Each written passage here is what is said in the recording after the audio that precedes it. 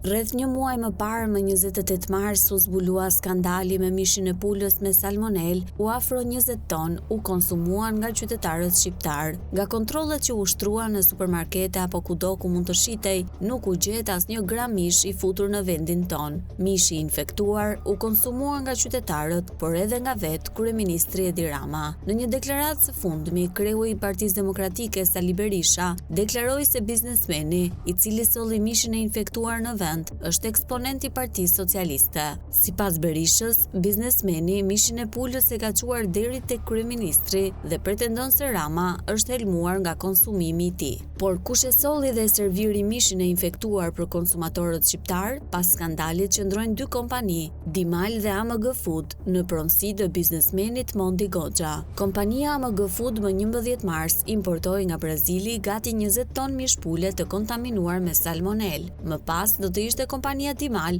ajo që do ta shpërndante në treg. Emrat e bizneseve ku shpërnda produkti nuk dihen me saktësi, por në faqen zyrtare të kompanisë Dimal, vëmre se bashkëpunëtori janë marketet më të frekuentuar nga blerësit shqiptar, si Big Market, Gjangolli, Euromarket dhe Joena. I kontaktuar nga zëri, pronari i kompanisë Mond Goxha pranoi se malli me salmonel është i porositur prej tij, por shtoi se nuk ka një shifër eksakte se sa ka shitur në treg. Skandali do të sillte në vëmendje një tjetër shkelje të Mondi Goxhës. Biznesmeni mori miliona lek nga fondet e IPARD. Në vitin 2023, ai u mor si shembull nga aso kohë ministre e bujqësisë Frida Krifca. Në një postim në rrjetet e saj sociale, ajo zbuloi se Goxha kishte përfituar nga programi i IPARD-it për të siguruar të ardhura shtesë për të krijuar fabrikën, tek e cila përpunohen edhe mishrat e infektuar që arrin të futen më pas në treg. Edhe vetë Goxha i pranonte se në vitin 2019 aplikoi pranë AZBR-s për mbështetje nga IPARD. Sot pronari i dy kompanive, Mondi Goxha dhe vëllai i tij Arben Goxha,